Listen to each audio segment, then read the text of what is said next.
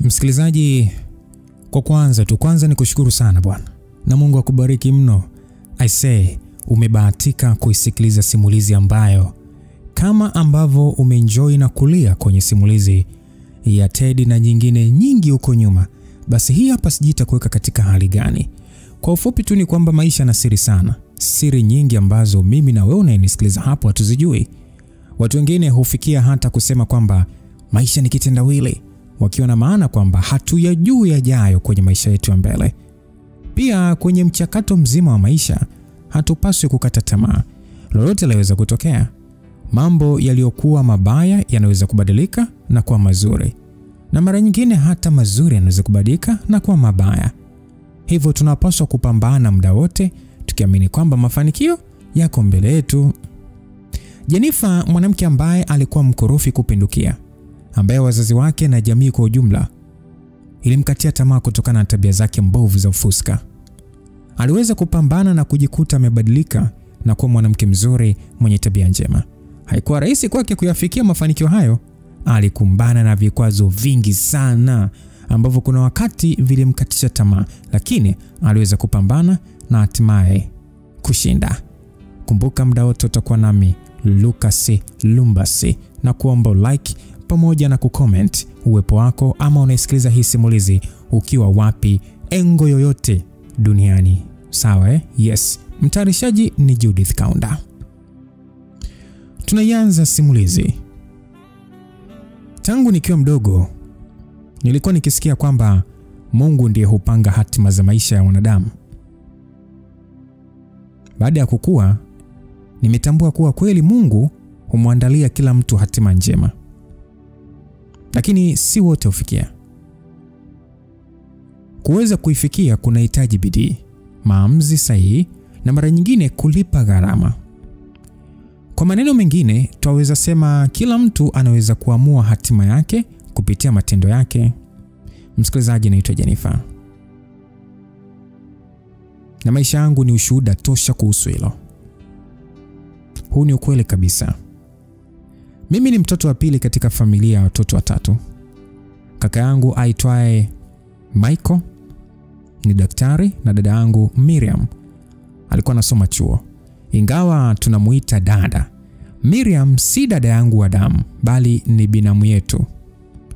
Shangazi yangu alipata ujauzito akiwa binti mdogo. Baada ya kujifungua alimwacha mtoto kwa kaka yake ambaye ni baba yangu na akarudi shuleni. Nadhani tutakuwa tumeelewana. Miriam amekuwa akilelewa kama mtoto halisi wa familia yetu. Tulikuwa tukijua ni dada yetu kabisa. Hatukuwahi kubaguliwa na wazazi wetu, baba wala mama. Wametulea kwa usawa. Wazazi wetu ni watumishi wa Mungu. Babu yangu ni askofu mkuu wa kanisa la KKKT na baba yangu naye ana cheo kikubwa kanisani. Mama ni mwimbaji mzuri sana wa kwaya. Nadhani kufikia hapo utakuwa umeshapata picha ya aina ya familia ambayo ninatokea, msikilizaji. Basi bwana. Sasa hatuwezi kusema sisi ni matajiri, lakini baba amefanikiwa kutupatia maisha mazuri. Makazi, elimu na malezi ya dini. Nje ya huduma kanisani, baba ni fundi magari na anamiliki gereji ndogo mjini. Mama anasimamia duka la spare lililo karibu na gereji hiyo. Familia yetu ni ya mfano na sisi tumekulia katika misingi ya imani. Lakini kama ilivyo kwa familia nyingi, mara zote huwa kuna mtoto mmoja ambaye huwa ni pasua kichwa. Kama yupo muandike kwenye comment hapo, msikilizaji. I say, mtoto ambaye haishiwi changamoto ni mtoto ambaye huwa amechangamka muda wote. Katika familia yetu, mtu huyo ni mimi. Kaka yangu Michael ni mtu makini sana, mkali na ana sura na tabia za baba. Miriam ni msikivu, mcha Mungu, mcheshi, yani ni binti wa mfano. Lakini mimi Chineke mimi ni tofauti kabisa. Yani kama ungemuuliza mtu yote, kati yetu ni upi si mtoto halisi wa familia yetu, basi mbona ningetajwa mimi bila ubishi. Nilipoanza kujitambua, nikajijua mimi ni mzuri. Bwana we, sifa nilizokuwa napewa, basi libicho likaanza kupata joto. Nikaanza kuingiwa na mashauzi. nikaanza kujihusisha na wanaume nikiwa kidato cha kwanza. Hadi namaliza sekondari, nilikuwa nimekwisha tembea na zaidi ya walimu 3. Niliachanisha uchumba maarufu shuleni. Niligombana na wasichana wengi kwa sababu ya wapenzi wao. Kwa kifupi, nilikuwa ni mlimbwende na msumbufu wa hali ya juu. Jambo ambalo ni tofauti kwa dada yangu Miriam. Yeye mpaka anafikia chuo bado alikuwa na bikra yake safi kabisa nyeupe. Nilihitimu kidato cha 4. Matokeo hayakuwa mazuri. Wazazi walinishawishi nirudie mtihani, lakini hata hivyo sikuweza kupata alama za kuridhisha sana. Angalau niliweza kupata nafasi ya kwenda chuo. Wakati naanza chuo, Miriam alikuwa mwaka wa mwisho. Kaka Michael alikuwa tayari ameoa na kuhamia kwake. Likizo ilipofika, mimi na Miriam tulirudi nyumbani. Nilikuwa nimekumbuka sana nyumbani, lakini hali ya nyumbani haikuwa kama ilivyokuwa kawaida. Gereji ya baba ilikuwa imevamiwa na majambazi, kwa hiyo hali ikawa mbaya kifedha. Kwa mara ya kwanza, ile nuru niliyozoea kuiona kwa baba haikuwepo. Alionekana mwenye mawazo sana. Unajua tena mwanamume akiwa hana pesa ni mwenye maumivu yani.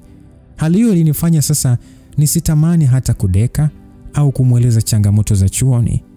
Niliamua kuwa huo ndio wakati wangu wa kuanza kupambana na maisha bila kutegemea kila kitu kwao. Sasa nikiwa chumbani nachezea tu simu, nikapokea ujumbe kutoka kwa aliyekuwa mwalimu wangu. Alitaka sana tuonane niliporudi nyumbani. Nilihisi huenda angenipa msaada kidogo wa kifedha kwa sababu najua yeye si mchoyo. Baada ya kumtumia ujumbe kwa nimerudi, alikubali tuonane. Ujumbe ule ulinishtua kidogo kwa sababu namna ulivyoandikwa si kama ambavyo huwa tunaandikia na siku zote. Ujumbe wa mwisho alituma jina la sehemu tutakayokutana. Nikanyanyuka na kuelekea bafuni kuoga.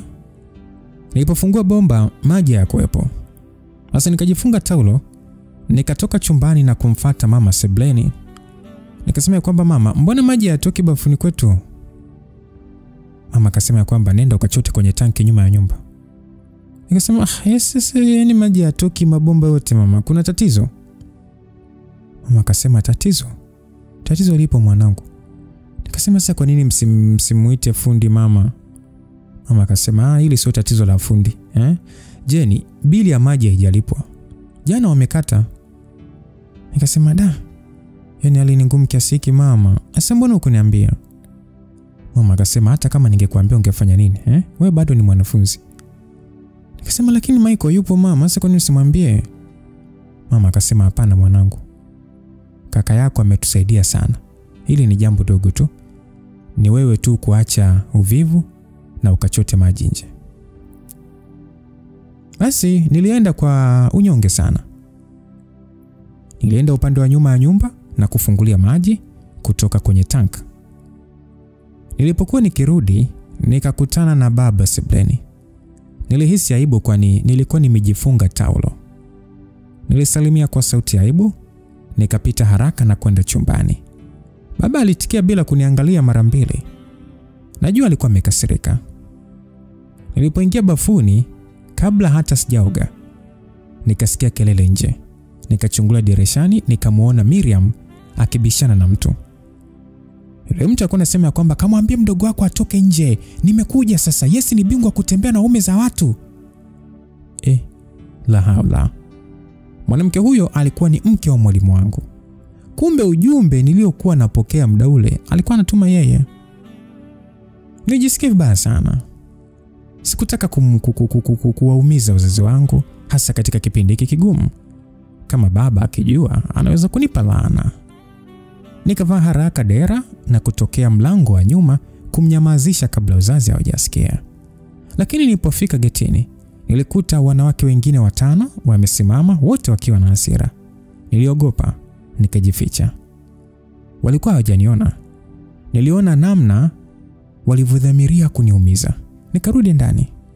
Nikana tetemeka, tumbo joto. Nilikuwa nikijuta sana chumbani. nikiomba tu wazazi wasije kusikia kinachoendelea nje. Baada ya muda, nyumba ikawa kimya.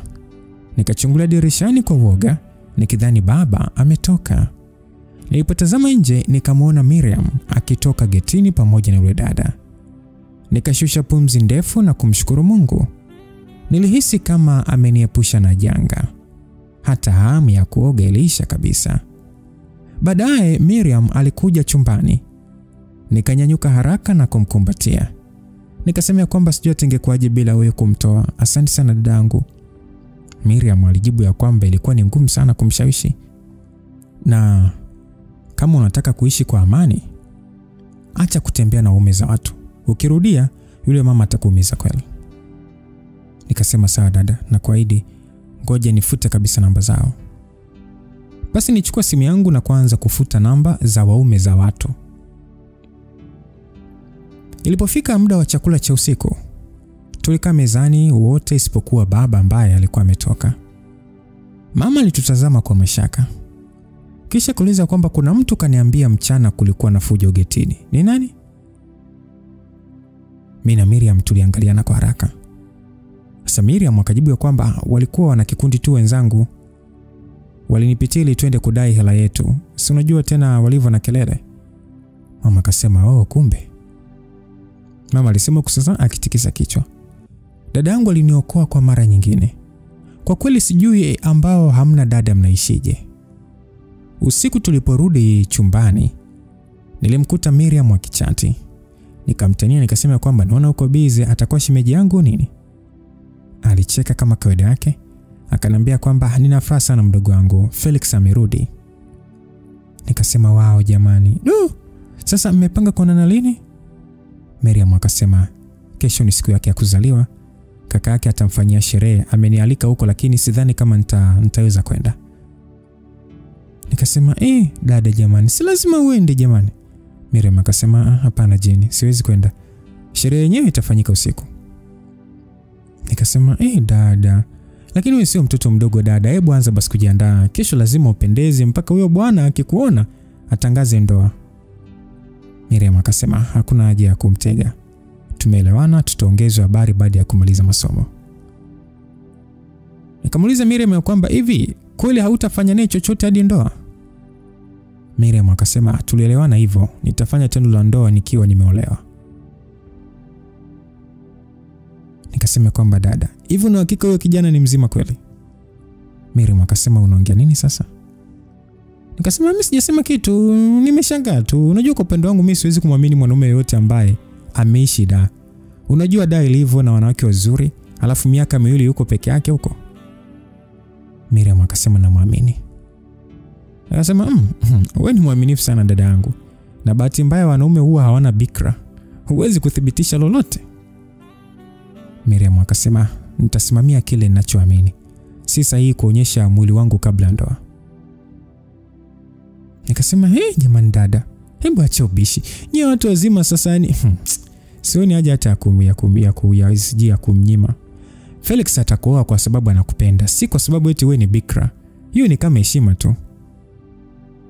Jenny, unajua Jenny, wewe huwezi kunishauri kuhusu ile. Sawa dada, mimi siwezi kulazimisha, lakini kuhusu hiyo party ni lazima uende. Mimi yani unajua litakuwa ni jambo la ajabu sana kwenye sherehe yake asiwepo mpenzi wake.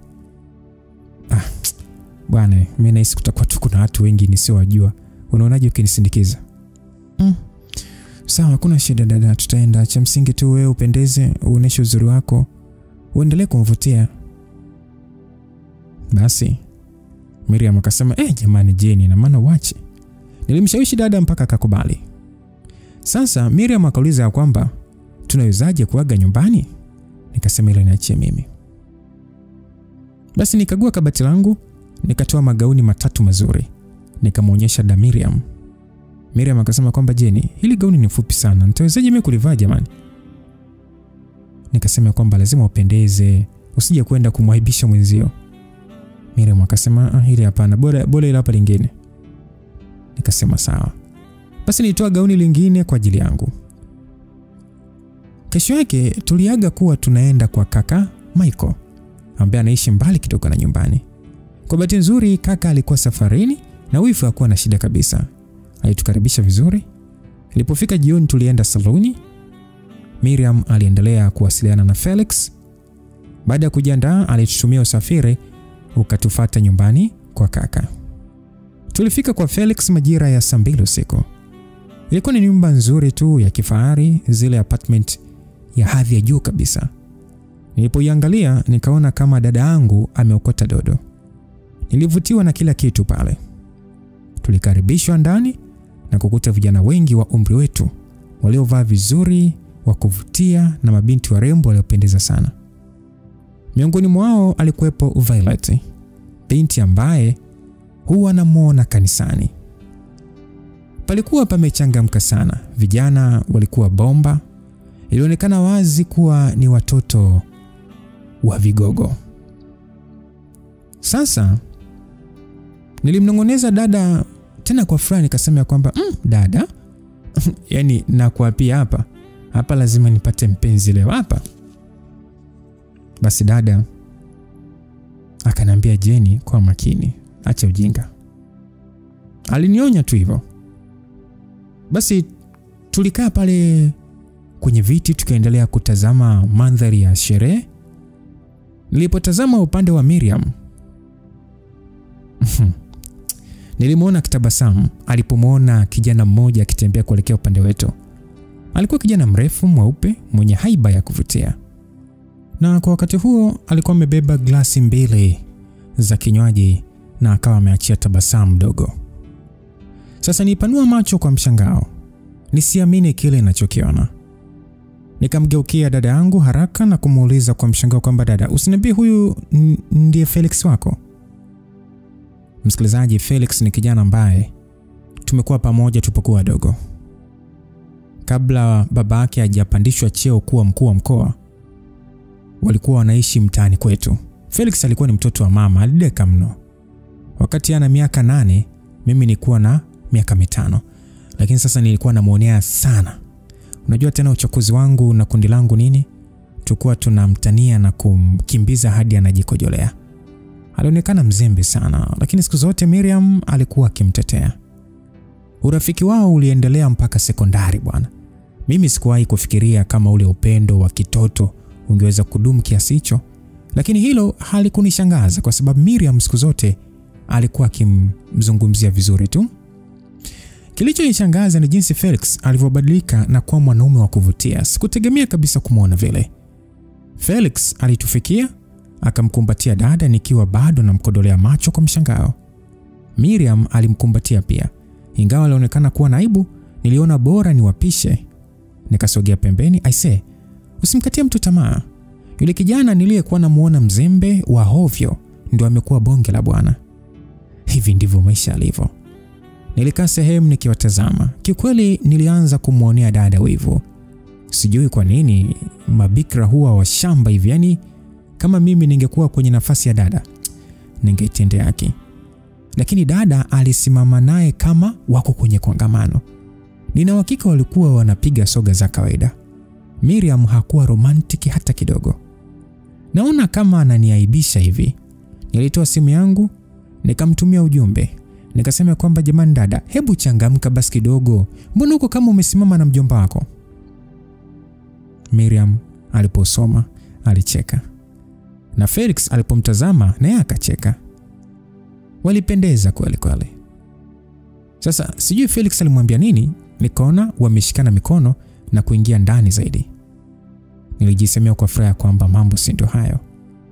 Nikajirekebisha vizuri kwenye kiti huku nikinywa kinywaji. Kijana mmoja alinisogelea na kuanza kuniambia mambo. Sikumjali sana. Mawazo yangu yote alikuwa ni kwa dada yangu.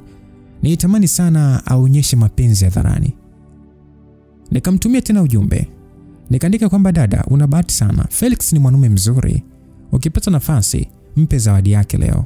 Itapendeza sana. Basi nijitahidi kumshawishi asiwe mgumu sana. Nahisi mimi ni pepo kabisa. Mawazo yangu yote yalikuwa ni ya uasherati tu. Yule kijana aliyekuwa akinifuatilia alizidi kunisumbua. Nikaona bora nitoke nje. Nilipotoka kupitia upande mwingine, nilitabasamu kwa furaha baada ya kuona swimming pool. Nilisema kwamba wao, hapa ni pazuri jamani. Asa nikiwa nimesogeza miguu yangu na kuvua viatu. Miguu yangu niliingiza ndani ya maji. Sijui kuogelea lakini napenda sana kuchezea maji. Kulikuwa na mabinti kadhaa upande wa pili waliovaa mavazi ya kuogelea yaliyowaacha wazi sana. Sehemu kubwa ya miili yao ilionekana. Baadhi yao nilikuwa nawafahamu vizuri tu. Kanisani walikuwa wanavaa kwa staha. Yaani huwezi kufikiria kama wangeweza kujiachia namna hiyo. Walikuwa na baadhi ya vijana wanaogelea, wanashikana huku wakinywa mvinyo. Nilianza kujipiga picha mpaka dada alipofika. Akasema kwamba kumbe huko nilikuwa nakutafuta. Miriam alisema huku akiketi pembeni yangu. Nikasema jamani dada, mimi sio mtoto bwana, unatakiwa utumie muda huu kuwa na mpenzi wako. Miriam akasema unajua kabisa mimi sipo hivyo, hebu acha kuhimiza basi. Alisema akionekana ni mwenye wasiwasi. Nilimgeukia nikauliza kwamba nini shida, mbona uko hivyo? Miriam kwa hasira akasema kwamba hivyo unajua leo Felix amenibusu mdomoni. Nitabasamu nikamwambia kwamba kwani kuna ubaya gani sasa kwenye hilo? Miriam akasema haikutakiwa kutokea bwana. Miriam alijibu huku sasa akifuta midomo yake na kitambaa. Nikasema kwamba lakini si umependa? Miriam akasema nini? Nikamwambia busu. Alinama kwa aibu. Nikamwambia kwamba hata hivyo naona mnaenda taratibu mno. Felix anaonekana na mahaba, hata ukimwangalia tu kwa mbali anaonekana na mahaba. Alafu mnaonekana mnapendana. Miriam akasema Jenny, hebu acha kuongea puzi. Wewe Miriam wewe, unajua sexy ni hitaji muhimu kwa mwanaume. Alafu hata wewe mwenyewe unaona hali ilivyo, Hapa sio salama kabisa. Utajisikiaje kama Felix akilala na mwingine? Nilivyosema hivyo, Miriam akasema kwamba sikiliza mdogo wangu. Bado hujawajua vizuri wanaume. Anaweza kukutamani, akakutumia na asikupende na akaja kuwa mwanamke wa ndoto zake. Umenielewa? Nitikisa kichwa kuashiria nimeelewa. Nikamuonyesha ishara ya kuifunga midomo yangu. Sasa watu waliendelea kufurahia. Felix alikuwa ametingwa na marafiki zake wakichoma nyama. Kuna muda alikuwa anatuletea nyama pamoja na vinywaji. Alitujali sana kiasi kwamba baadhi ya wasichana walikuwa ni kama wanatuangalia fulani hivi, yani ni kama kwa chuki fulani hivi, umeona? Lakini sisi hatukujali kwa namna ambavyo walikuwa wanatutazama. Basi bwana, muda wa saa 4 usiku kaka yake Felix alikuja akiwa ameongozana na mke wake. Walikuja na keki kwa ajili ya sherehe. Tulikusanyika pamoja, sherehe ikaanza rasmi. Tulimwimbia, akakata keki. Mtu wa kwanza kumlisha alikuwa kaka yake na mdogo wake wa kike, kisha akamtambulisha Miriam kama mpenzi wake. Nilishangilia kwa furaha huku nikimsukuma dada yangu mbele. Miriam alikuwa na aibu lakini alijitahidi. Wakalishana keki na kupigana mabusu shavuni. Nilifurahi sana. Tulimkomesha Violet, yule binti aliyekuwa anajipendekeza kwa Felix. Sasa kadri muda ulivyokuwa unazidi kwenda, sherehe ilizidi kunoga. Watu wote walikuwa wanakunywa vinywaji vikali, kasoro mimi na dada. Nilitamani kunywa lakini nilijizuia. Sikutaka kumkwaza dada. Mziki ulikuwa ni mtamu, watu walikuwa wanacheza na kufurahia. Sasa huko nje kulikuwa kuna baridi sana. Sana tu. Lakini kwa wengine waliokuwa wamelewa na kuvaa mavazi ya wazi, baridi halikuwasumbua.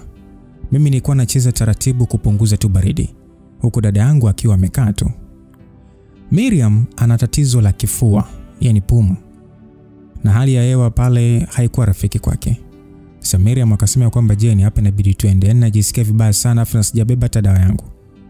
Nikasema jamani dada, sumwombe sweta mpenzi wako au umwambie akupeleke kwa kaka ukachukue.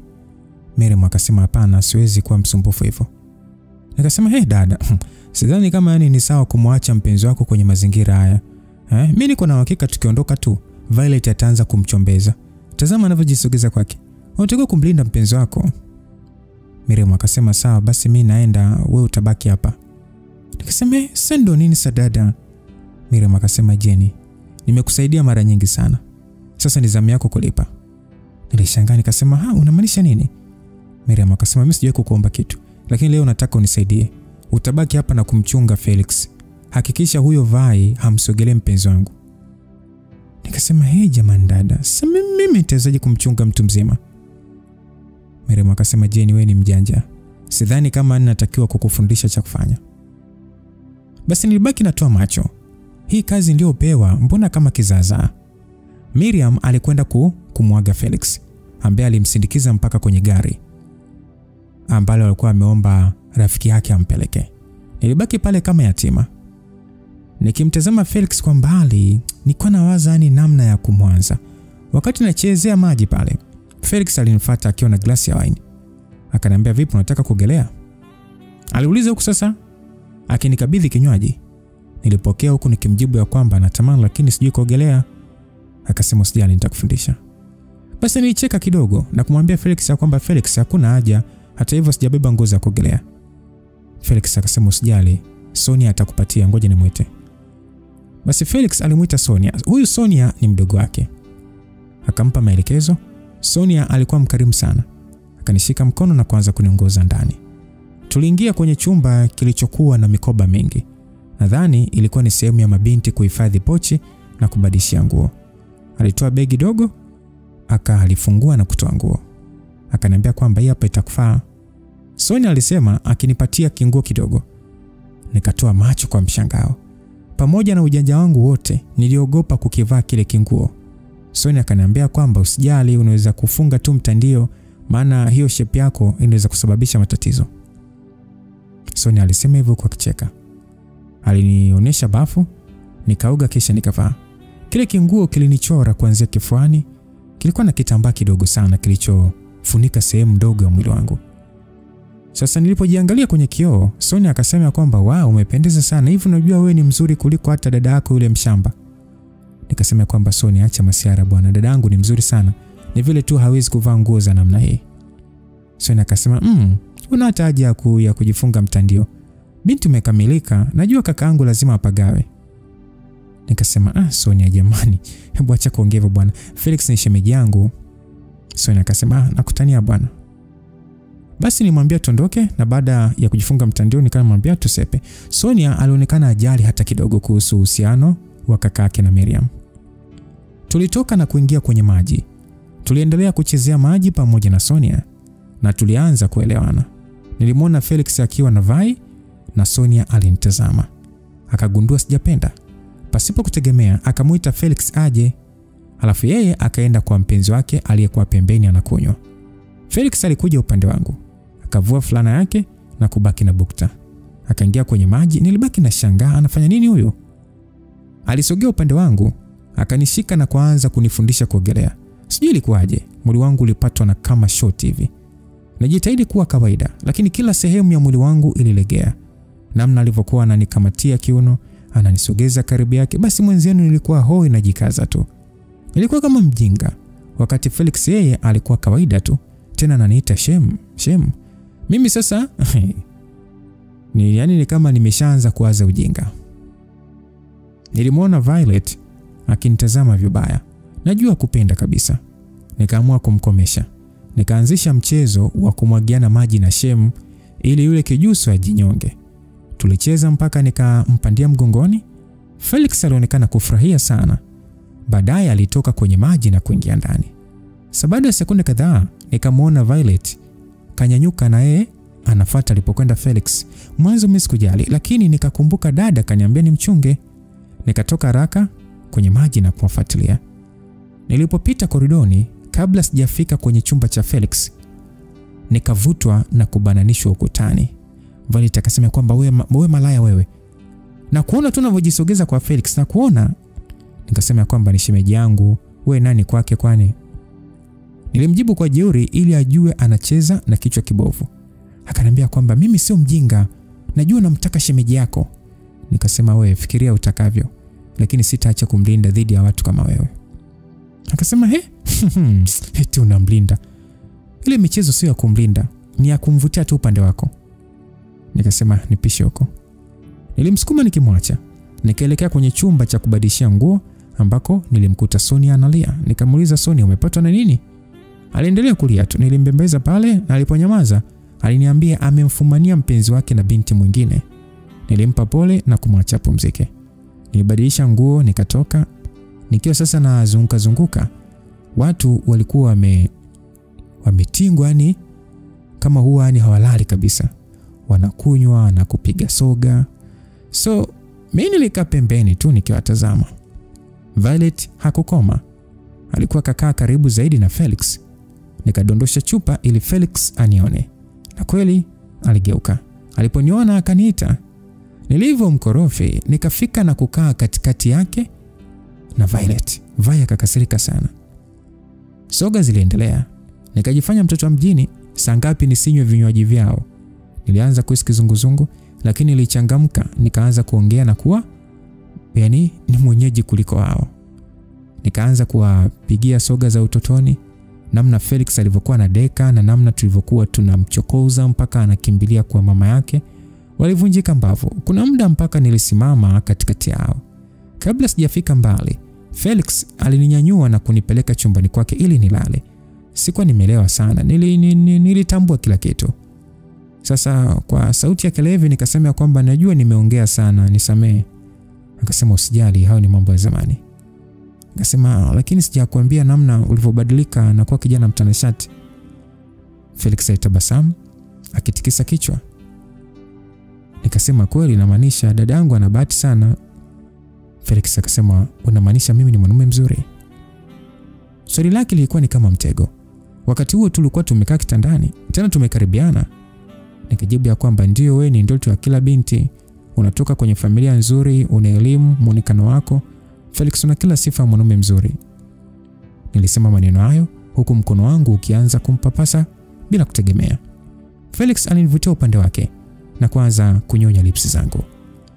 Busu lake lilinishawishi, lakini bado sikupoteza akili yangu kiasi cha kushindwa kujua kinachoendelea ni upuuzi. Nilimtoa Felix mwilini mwangu. Nikamwambia kwamba samahani kama nilionyesha namna yoyote ya kukuhitaji. Samahani sana. Natakiwa kukuheshimu kama shemeji yangu. Felix aliyekuwa ananitazama alitabasamu na kusema kwamba najua hilo, lakini nakuhitaji sana. Nadhani mitego yako imefanikiwa. Hapa nilipo sina hali. Alisema akiendelea kulazimisha. Nikasema hapana Felix. Mimi siwezi kumsaliti dada yangu. Tena kaa mbali. Yaani usifikiri mimi nimelewa kiasi cha kukuacha ufanye unachotaka kwenye mwili wangu. Felix akasema kwamba hautakuwa usaliti bali msaada. Tafadhali Jenny, nisaidie mwenzio. Nikasema hilo lina tofauti gani na usaliti sasa? Hapana Felix, mimi siwezi. Felix akasema lakini haya yote ni makosa yako. Ulivovaa ile nguo ya kuogelea na namna ulivyokuwa unanishika ulifanya mimi nichanganyikiwe. Ulivyokuwa unanishika ulifanya mimi nichanganyikiwe kabisa. Umeniweka kwenye mazingira magumu sana. Na sasa unataka kuniacha hivi kweli? Msikilizaji, unajua ni Felix namna ambavyo analalamika. Halafu nikamkumbuka Miriam na jinsi anavyomwamini. Nilitamani kucheka. Nilisema nikicheka kwamba ila wanaume. Hivi unajua dada yangu anakuona kama mwaminifu sana kiasi kwamba anadhani hujawahi kufanya upuzi. Felix akasema kwamba dada yako yuko kwenye ulimwengu wake mwenyewe bwana. Mwache yeye afanye anachoona ni sahihi. Sisi tufanye kwetu. Niko tayari kukulipa vizuri. Nikasema hapana bwana. Mimi sio msichana wa aina hiyo. Na isitoshe wewe ni shemeji yangu. Felix akasema mimi sijasema wewe ni malaya. Mimi nilimaanisha wewe ni binti unaitambua unachotaka. Kwanza unaonekana mzoefu. Kuna ugumu gani hapo? Nikasema Felix, sina mpango wa kulala na wewe. Basi alikubali kirahisi. Akanyanyuka pale kitandani. Sikutaka kuamini kama ameacha kunibembeleza. Sio kwamba eti nilikuwa na mpango wa kumkubali. Hapana, lakini angalau angeendelea kunibembeleza mpaka alie machozi. Hilo lingenifanya nijihisi mwenye thamani. Felix alifungua kabati la nguo, akachukua kitu kisha akarudi akiwa anihesabu hela. Akaniambia kwamba nenda kanitafutie mwanamke. Siwezi kulala nikiwa hivi. Haya ni makosa yako na wote wajibika. Nikasema kwamba Felix, hivi unajisikia kweli? Yaani unawezaje kunituma kitu kama hicho? Mimi shemeji yako. Hata uogopi? Hakunijibu bwana. Hakunijibu kwa maneno bali kwa vitendo. Akanionyesha kibunda cha hela na kunitupia kwenye mapaja yangu. Baada ya kuona hela, macho yalinitoka. Nikasimama wima. Sijui pombe ilishaje kichwani. Nikameza mate huku nikiwa nimezishika kwa uchu. Nyie, aliyesema hela ni sabuni ya roho hata kukosea. Nikasema kwamba Felix, hii ni pesa nyingi mno unajua. Nilihamaki nikizitazama tu. Akasema kwamba kwa sababu najua kuthamini mwanamke, nenda kaniletee binti aje kujiburudisha hapa. Ila hakikisha anajua kutunza siri ili dada yako kwa namna yote ile asijue. Haya, nenda. Aisee, nilisimama wakati huo sasa mikono bado yanatetemeka. Sikuamini kama nimeshika pesa nyingi kiasi kile. Sikuwa nimezihesabu, lakini zilikuwa nyingi kama 400,000 hivi. Yes, kama 400,000. Sasa kabla sijatoka bwana, yani kutoka kwenda kumletea huyo binti, Felix alinisogelea na kuniongezea hela nyingine, huku akisema ya kwamba hakikisha huyo binti ni mzuri kama wewe, awe na macho ya kichokozi kama yako, shepu kama wewe jinsi ulivyo, na ngozi yake iwe laini kama yako. Haya, nenda kamlete. Msikilizaji, unajua nilibaki na shangaa tu, Yaani sikuamini jinsi ambavyo alikuwa yupo serious kwenye hicho ambacho anakihitaji. Unajua Felix alikuwa anasema yote hayo huku akinipapasa. Hapo ndo niligundua huyu mwanaume ni mzinzi mzoefu. Nilitoka kwenye kile chumba, yani nikiwa napumua kwa shida sana. Nikitazama zile hela ni kama akili ilikuwa inaruka. Tamali niingia jamani. Nikaingia kwenye chumba cha kubadilishia nguo ambako nilimkuta Sonia bado kalala. Basi nikachukua pochi yangu, nikaweka ile pesa, nikajaribu kuificha lakini sikuridhika, nikaibeba. Nilitoka mpaka sebleni ambako watu bado walikuwa wanaburudika. Hawana dalili hata za usingizi. Nilisimama pembeni nikiwatazama tu, nikiangalia kama kuna binti atakayemfaa Felix. Walikuwepo mabinti wazuri tu hata zaidi yangu, lakini bado nilisita. Nikafikiria, nikasema hakuna binti hapa atakaye ikataa pesa hii. Issue ni je, ataweza kutunza siri kweli? Wazuri ni wengi ila wana sifa tofauti na zangu. So nilijikuta na kosoa kila niliyemwona, ilimradi tu asiwepo wa kupatia nafasi. Binti mmoja niliyemwona alikuwa ni mrefu zaidi yangu na macho yake yalikuwa ni makubwa. Sasa kabla sijamfuata, tayari nilijua Felix hatompenda. Nikatembea kuelekea maliwatoni ambako hakukuwa na mtu. Nilifungua pochi, nikazitazama zile hela, nikaanza kuzihesabu. Ilikuwa ni kama 5,500 hivi. Nilijitazama kwenye kioo, nafsi ikawa inaniambia hivi Jeni, hivi una akili kweli Jeni? Yaani unatafuta mwanamke. Sasa unatafuta mwanamke wa nini sasa wakati wewe mwenyewe una shida na hizi pesa? Kama uliweza kugawa bure kwa mwalimu wako, huyu unashindwaje? Na bahati nzuri anataka hiyo siri. Kwani kuna binti anayeweza kulala na mtoto wa mkuu wa mkoa halafu akatunza siri zaidi yangu? Sidhani kama yupo. Basi nilijipa sababu nyingi sana za kufanya hivyo. Nikajiuliza, lakini dada yangu, utanisamehe tu. Ni wewe pekee unaweza kuacha pesa kama hizi. Ila mimi hiyo nguvu sina, nisamehe tu. Basi bwana, nilitembea kuelekea chumbani kwa Felix. Nilifungua mlango taratibu nikaingia. Felix alikuwa kitandani. Tayari amevua nguo na kubaki na boxer tu. Aliponiona alitabasamu. Nikasema, Felix, huko nje hakuna binti mwenye sifa unazotaka na sijui nitawezaje kumwamini wakati siwajui vizuri. Kwa hiyo imekuwa ngumu sana kwangu. Felix akasema, hakuna shida Jen, relax. Alisema akielekea mlangoni. Sijui nilishtuka nini baada ya kuona anafunga mlango kwa funguo. Alinisogelea na kunishika mkono, akaniongoza hadi kitandani tukakaa. Sasa Felix akasema ya kwamba nilijua tu uweze kumpata. Jenny, nataka kulala na wewe. Huko nje hakuna binti mwenye sifa kama zako. Wewe pekee unaweza kutunza siri hii kwa sababu unamheshimu dada yako. Kama pesa haitoshi nitaongeza, Mimi ninachotaka ni uniruhusu nikate kiu yangu. Sitachukua muda mrefu, napiga kidogo tu. Alafu unapata pesa yote hiyo." Maneno yake yalizidi kunishawishi. Alijua kunibembeleza ingawa bado nilikuwa na sita. Akasema kwamba Jenny, mimi siwezi kumsubiri dada yako siku zote hizo. Yeye hajui kama anateseka sana, tafadhali naomba nisaidie. Sasa nikasema kwamba nataka unaidi chochote kinachoendelea humu kitabakia humu, na baada ya hapa tusiongelee kabisa. Felix akasema, mimi ndio natakiwa kukuomba wewe. Na usijali, baada ya leo tunatakiwa kuheshimiana kama mashemeji. Na usije kuonyesha kwa namna yote ile. Basi nikasema deal. Kisha tukapeana mikono. Baada ya hapo nilienda bafuni nikaoga, kisha nikatoka nimejifunga taulo. Felix alionekana ni mwenye shauku sana. Aliponiona tu alinisogelea kwa pupa. Akanishika na kunitupia kitandani. Nikasema, hapana bwana, kwani ugomvi? Nilipinga nikanyanyuka. Inaonekana si mara ya kwanza kwake, lakini hakujua namna ya kumwandaa mwanamke. Felix hajui chochote kuhusu romance. Nilimkalisha karibu yangu, nikamwambia kwa upole huko nikimbusu. Nikasema kwamba huna haja ya kuwa na pupa. Mimi sikimbii, niko hapa. Isitoshe tumekubaliana, kwa hiyo acha tufurahie.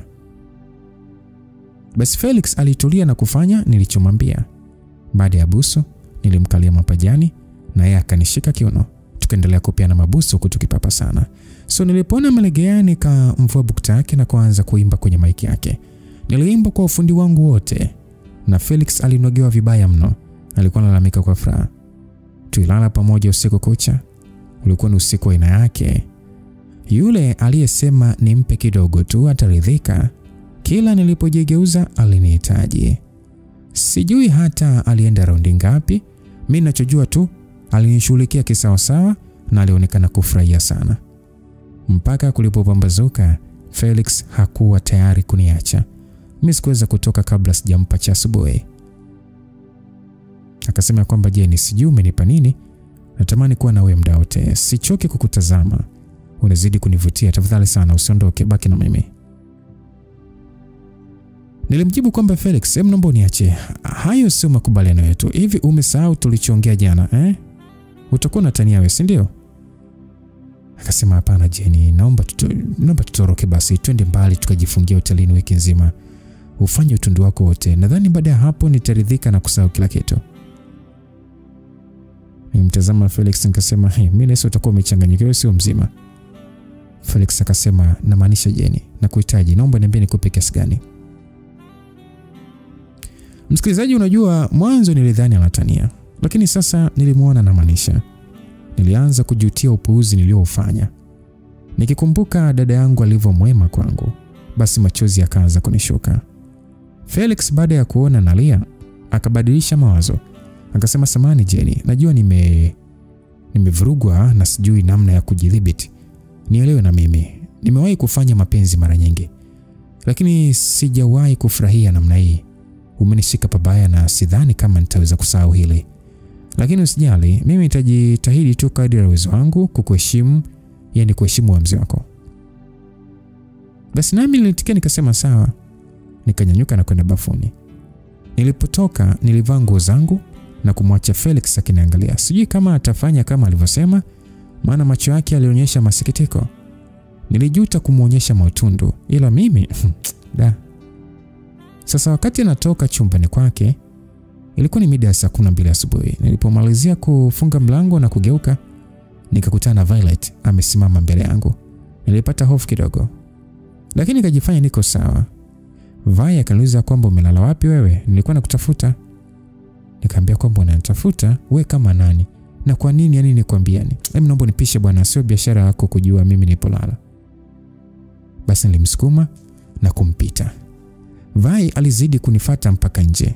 Vai akasema kwamba Jenny, nakujua wewe ni malaya, ila sikutegemea kama utalala na shemeji yako. Umenishangaza sana. Nikasema unaongea nini wewe? Hebu acha kuongea ujinga Vai. Kama ulikuwa unamtaka si ungeenda kulala naye? Alikuwa peke yake usiku kucha. Vai akasema, kuona hisi mimi ni mjinga? Nilikuwa nakufuatilia sana jana. Nilijua utakataa. Ndio maana nikachukua na ushahidi. nadhani dada yako atanishukuru sana nikimuonyesha hii. Yaani wewe binti, wewe binti ni kiboko. Basi alinionyesha video niliyokuwa na Felix kwenye maji tukicheza. Sasa akasema kwamba namjua Felix sio mchoyo. Atakuwa amekulipa pesa nzuri tu. Sasa kama hutaki dada yako na wazazi wako waione video hii, nipatie hiyo hela. Nilimtazama Vai kwa hasira kali. Nikamsogelea nikamwambia kwamba kama unadhani utapata chochote madam, pole. Hutapata hata 100 mbovu. Na hiyo video hakuna atakayeiona. Nilipomaliza kusema hayo, nilimvamia ili nichukue simu yake. Tukaanza kuvutana kwa nguvu. Vai alipoona na mzidi, alianza kupiga kelele akiomba msaada. Bahati nzuri muda huo ilikuwa bado mapema asubuhi tu na watu walikuwa bado wamelala. Tulikuwa karibu sana na swimming pool na kutokana na purukushani ile nikamsukuma akaangukia ndani ya maji pamoja na simu yake. Maji yalivyokuwa baridi na ni alfajiri, Vai alitukana matusi yote aliyojua. Lakini sikujali. Nilitoka pale nikicheka sana. Nilitembea mpaka barabarani, nikapanda bodaboda mpaka nyumbani kwa kaka Michael. Nilipofika nikamkuta wifi yangu na mwanae. Hasa nikauliza kwa haraka ya kwamba dada Miriam yuko wapi? Wakanijibu ya kwamba Jeni, wewe ndio unatakiwa kuniambia, si mliondoka pamoja ama? Nikasema aliamua kuondoka mapema, alisema narudi huko. Akasema ya kwamba basi huko hajafika, labda alikwenda nyumbani kwenu. Sasa wifi alivyosema hivyo nyumbani tena kivipi sasa? Nikasema ya kwamba anyway uko sahihi kwa sababu dawa yake ipo huko. Ngoja niende kumwangalia huko. Akasema jamani Jeni, mbona unaondoka mapema hivyo? Hata hujaniambia aliyojiri kwenye pate. Nikasema wifi yangu, yaliyotokea ni majanga tu, hakuna la maana. Nilisema sasa nikiingia ndani kubadilisha nguo. Nilipofika nyumbani palikuwa kimya, hakukuwa na mtu. Nikampigia mama kwa kuwa simu ya dada haikupatikana. Mama alijibu kwa sauti ya upole, akaniambia kwamba wako hospitali na kwamba wanakaribia kurudi, hivyo niandae kifungua kinywa. Basi mimi niliingia jikoni na kuanza kuandaa chakula. Wakati huo ndipo simu yangu iliingia ujumbe wa WhatsApp. Nilipofungua nikakutana na video ya mimi na Felix tukiwa ndani ya maji, tukicheza na kufurahia. Nilishtuka sana hadi nikadondosha simu. Niliinua kwa haraka, nikaitazama tena huku na tetemeka. Nikisema Mungu wangu nini hiki? Video ilikuja sambamba na ujumbe mfupi. Ukinielekeza nitume shilingi 600,000 kabla hajaiposti mtandaoni.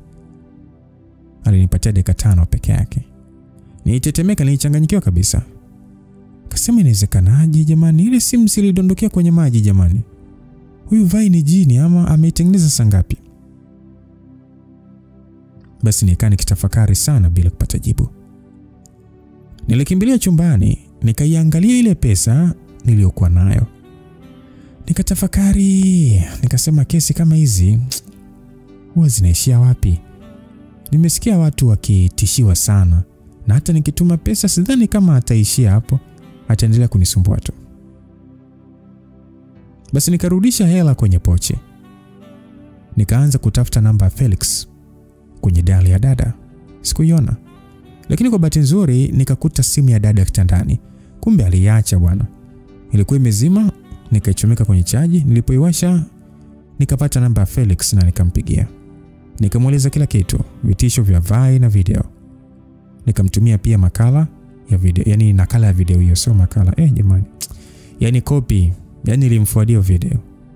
Cha kushangaza na kunipa aweni kidogo ni jinsi Felix alivyopokea habari hizo bila hofu. Aliniambia kwamba nisiwe na wasiwasi, atashughulikia kila kitu. Nilivuta pumzi ndefu kwa dakika chache, nikahisi nafuu, lakini hofu haikuondoka. Nilikuwa na hofu sana kuhusu Vai. Najua hata kama Felix atafanikiwa kuzuia video, Vai bado hatoacha kunitangaza kanisani. Fikra hiyo ilinitesa na kunifanya nifanye kazi kama mtumwa. Nilihisi muda usogei. Nilitaka haya mambo yaishe. Nikaamua kufanya usafi nyumba nzima, kila kona ikang'aa. Mama na dada waliporudi ilikuwa ni saa 6 mchana. niliwapokea kwa ukarimu wa ajabu. Nikamuuliza Miriam hali yake kwa sauti ya huruma tu. Wote walinishangaa sana. Kwanza kwa sababu nilikuwa mpole kupita maelezo. Pili kwa sababu ya usafi niliofanya. Mama alinifuata pembeni na kuniuliza kwamba mwanangu, umefanya nini tena? Niitikisa kichwa kuonyesha kwamba sijafanya lolote. Lakini moyoni machozi yalikuwa yakinitiririka. Nilitamani kumwambia mama kila kitu. Ujinga wote niliofanya, lakini sikuweza. Nilijua tu ataishia kunihukumu. Mama akasema kwamba una uhakika hujafanya balaa lolote? Aliuliza tena kwa sauti ya mzazi anayemfahamu anaye vizuri sana. Mimi nilikuwa mnyonge, nikamkumbatia kimya. Mama alishia kunishika tu kwenye paji la uso. Akasema, "Jeni, uko sawa kweli?" Nikasema, "Ndio mama, niko sawa." Mama akasema, "Umefanya kazi nyingi sana. Nenda kapumzike mwanangu." Niliingia chumbani, nikamkuta Miriam akiwa ameshika simu. Anaangalia video ya kwenye party namna Felix alivyokuwa akimtambulisha. Dada alikuwa anatabasamu tu bila kujua aliyokuwa ametokea. Asada Miriam akasema kwamba, "Jeni, njoo uone tulivyopendeza jana. Ulikuwa sahihi kabisa. Gauni lako linipendeza sana jamani. Yaani kama ningevalia magauni yangu yale, sidhani kama Felix angejivunia namna hii." Nikasema, "Ndio dada, mlipendeza sana." Nilijibu kwa kumsifia huku nikijinamia tu. Miriam alinitazama kisha akauliza kwamba, "Mbona una huzuni? Kuna kitu kilitokea jana?" Nikasema, "Dada, kama ikitokea nimekosea, utaweza kunisamehe?" Nilimuuliza kwa machozi yakianza kunitoka. Miriam akaniambia kwamba, "Jeni, mbona unanitisha? Naomba niweke wazi. Nini kilitokea? Au yule kaaba Violet alilala na Felix?" Nikasema, "Hapana dada." Akasema, "Kumbe nini sasa? Hebu acha basi kulia, niambie." Nilia kwa uchungu nikasema, "Naomba unisamehe dadangu."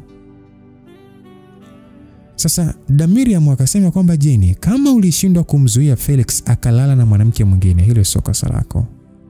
Najua ilikuwa kazi ngumu niliyokupa. Usijali, nitashughulikia naye. Yaani nitashughulika naye mwenyewe, usijali." Basi mimi nilimuita kwa sauti ya majonzi nikilia zaidi. Miriam alinikumbatia kwa hasira. Akasema kwamba najua Felix ananipenda. Nikimwambia ujinga wake atakuja kuniomba msamaha. Basi nilijitoa kwenye kumbato nikamuuliza dada kwamba kama Felix akikueleza alichofanya, utamsamehe? Miriam akasema kwamba itaniumiza, lakini nitamsamehe kwa sababu nampenda. Felix ni mwanaume wa maisha yangu. Najua anasumbuliwa na ujana wake na mimi siwezi kumpa kila anachotaka kabla ndoa. Naelewa sana. Najua naweza kufanya hivyo kwa mihemko tu. Huyo kaaba ambaye mpita naye, najua mpita naye tu, ila hawezi kuchukua nafasi yangu. Maneno yake yaliniumiza sana. Unajua nijihisi ni kama ni takataka vile. Ninyanyuka na kuingia bafuni, nikajifungia na kulia kwa maumivu. Miriam aligonga mlango wa bafu. Akasema kwamba, "Jeni, naenda kuonana na shemeji yako, ameniita kwa usijali, mambo yataisha leo." Basi nilinawa uso alafu nikafungua. Nikachungulia na kumwambia kwamba, "Dada, chochote atakachokuambia Felix, tafadhali usimshuku. Kumbuka nakupenda sana. Kwa hiyo chochote atakachokueleza usimhukumu." Miriam akasema, "Najua mdogo wangu, hata usijali." Basi mara tu Miriam alipotoka, nilichukua simu yangu na kumtumia Felix ujumbe. Nikaandika kwamba kuwa makini sana na utakachozungumza. Miriam anahisi ulilala na mwanamke jana. Jitetee, lakini usimwambie kuwa mwanamke huyo ni mimi. Nakuomba sana Felix. Basi niliandika hivyo nikatuma ujumbe. Unajua nilichoka Nilizunguka ndani kama chizi. Nilihisi hili jambo linakandamiza hadi pumzi ya mwisho. Felix alinitumia ujumbe akasema kwamba tulia, kila kitu kitakuwa sawa. Basi mama alikuwa ameenda dukani na baba pia. Mimi nilikuwa peke yangu tu. Nilijaribu kutoka nje kutuliza akili, lakini sikupata amani. Hata ile pesa niliyodhani itanipa furaha haikuwa na maana tena. Nilitoa nguo zote chafu nikaanza kufua mpaka nguo za mama na baba. Muda wote nilikuwa nachungulia getini kama Miriam anarudi. Ilipofika saa 12 jioni, nilimuona dada anakuja. Alivyokuwa anatembea tu, nilijua mambo si shwari. Macho yake yamevimba, uso wake umekunjamana kwa hasira. Alinipita bila hata salamu, akaingia chumbani. Niliogopa sana. Dada hajawahi kuniangalia kwa hasira namna ile. Lazima amejua upuuzi wangu. Basi nikachukua simu kumpigia Felix ili aniambie kilichotokea. Ndipo aliniambia kwamba nimemwambia ukweli wote Miriam. Nilichanganyikiwa. Nikamwambia kwa hasira kwamba kwa nini sasa umefanya hivi? Si nilikuomba usimwambie. Yaani umeharibu maisha yangu Felix. Asante sana. Naona umeamua kuongeza mafuta kwenye moto. Kisha nikakata simu. Alinitumia ujumbe akiandika ya kwamba niliamua kumwambia ukweli kwa sababu Vai tayari alikuwa ameposti video hizo mtandaoni. Kabla hata sijatafakari, rafiki yangu alinipigia simu. Akasema, BFF wangu, washa data haraka, umechafua hali ya hewa huku. Nilipowasha data, nilikuta marafiki zangu wa kanisani wamenitagi kwenye video iliyosambaa mtandaoni. Na kichwa cha habari kilisema ya kwamba wajukuu wa askofu wapigania penzi la mtoto wa waziri. Mungu wangu. Hasa niliogopa. Miguu ilikuwa inatetemeka. Sasa video yenyewe bwana inaanzia pale ambapo Felix anapomlisha Miriam keki na kutangaza kwa furaha kuwa ndiye mpenzi wake wa maisha. Sasa mimi naonekana nikishangilia kwa furaha, mshale ukiwa umeelekezwa kwangu. Halafu yakatokea maandishi a few moments later. Kisha ikaanza sehemu ya pili ya video, mimi nikiwa na Felix ndani ya maji. Nampanda mgongoni, tunacheka, tunashikana kimaaba. Ulikuwa ni mfululizo wa aibu uliopangwa kwa ustadi wa kuua kabisa heshima yangu. Comment zilikuwa zikitiririka kama mvua. Watu walikuwa wananishambulia kwa maneno ya kashfa. Afu mbaya zaidi aliyeposti aliweka wazi kuwa Miriam ni dada yangu. Nilihisi maumivu makali tumboni kama maumivu ya period, lakini hazikuwa siku zake. Kutoka pale kwenda chumbani kwa dada Miriam, nilihisi kama safari ya mkoani kwa miguu. Nilikumbuka mema yote alionifanyia dada Miriam. Jinsi alivyokuwa msiri wangu, dada yangu wa damu, mfano bora maishani mwangu. Na sasa nimeishia kumuumiza. Nimepoteza mtu wa thamani sana. Hofu ilizidi. Sikuwa nimewahi kuogopa kile hata nilipokuwa sekondari. Walipomuita baba kwa sababu ya skendo za walimu, sikuwahi kuogopa, lakini hii ilikuwa tofauti. Nilijikaza moyo, nikapiga hatua kuelekea chumbani kwake. Nilimkuta akipanga nguo zake kwenye begi. Nikasema, dada unafanya nini tafadhali, naomba unisikilize kwanza. Nilisema nikimshika mkono. Alinitazama kwa hasira, akautoa mkono wangu na kunisukuma akauliza, umenihitaje? Nikasema, dada Miriam, wewe ni dada yangu. Akasema, inatosha Jenny. Huna haja tena ya kuigiza kama mdogo wangu. Kama tungezaliwa tumbo moja, usingenifanya hivi. Nikasema, hapana dada, ilikuwa tu bahati mbaya. Akasema, bahati mbaya? Na vipi kuhusu kuogelea huku ukimtega shemeji yako? Nawe pia ilikuwa ni bahati mbaya?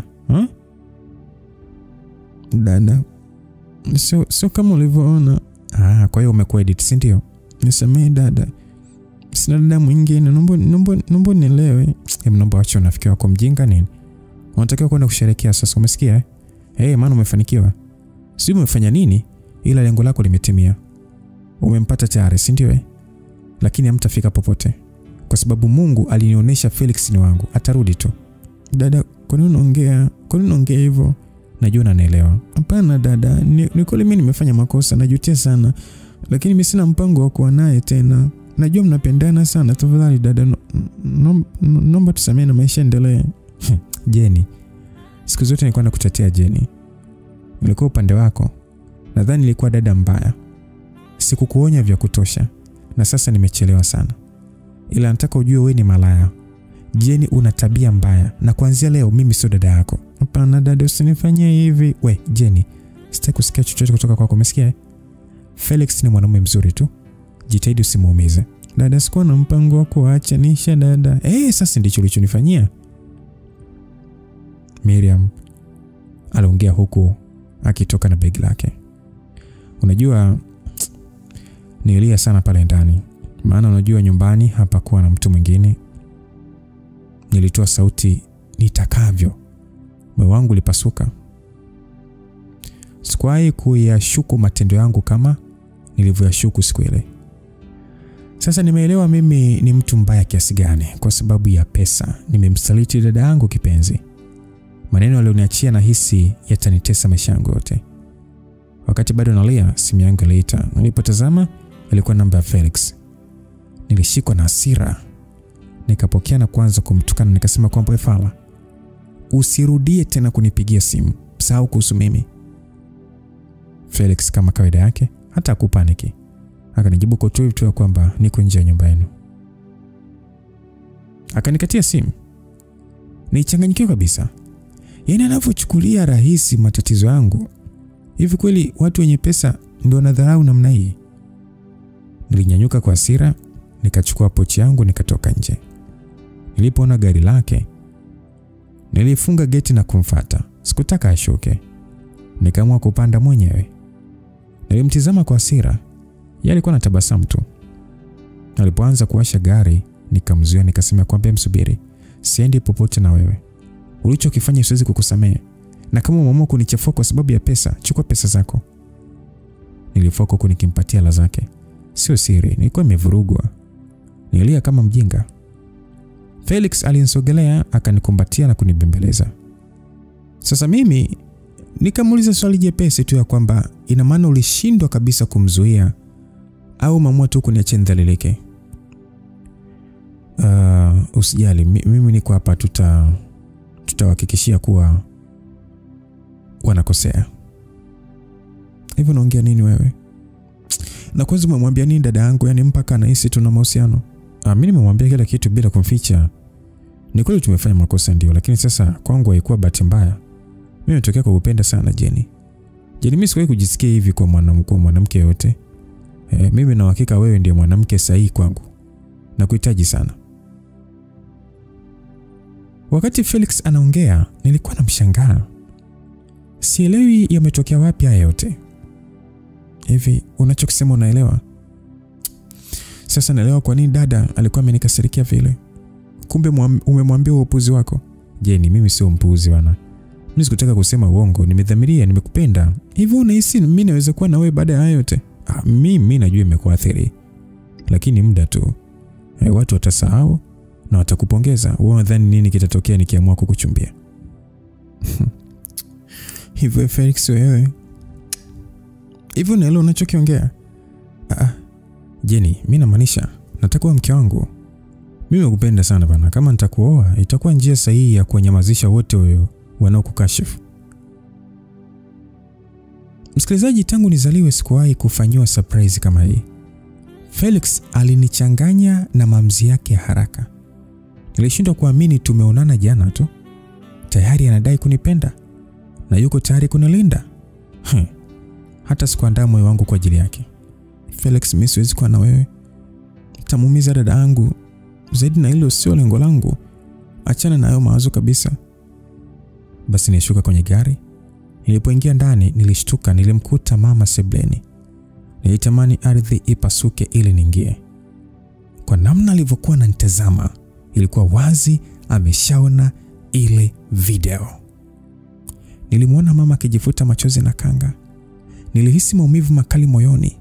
Nikashuka chini, nikapiga magoti huku na mimi nalia. Kipi kilichoendelea msikilizaji?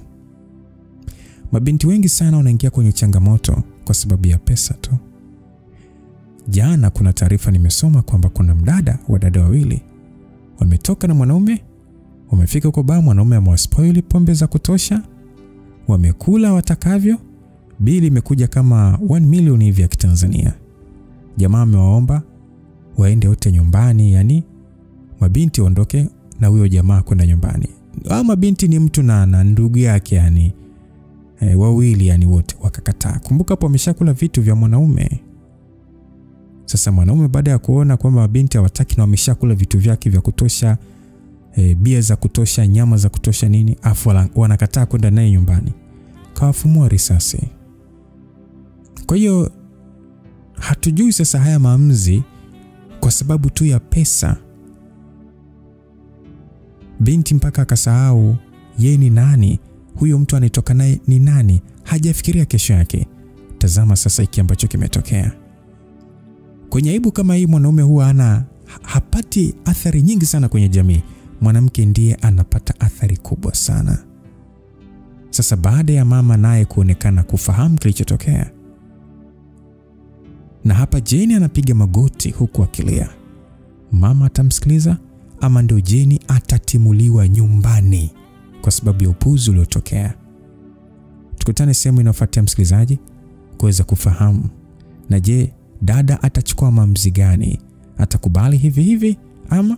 Tulifahamu historia ya kwanza, namna uhusiano wao jinsi ulivyo kati ya Jane pamoja na dada yake huyo. Mdoto alikuwa nami Lucas Lumbas. Niseme tu Mungu awe pamoja nasi, tukutane kwenye sehemu inayofuatia. Bye bye.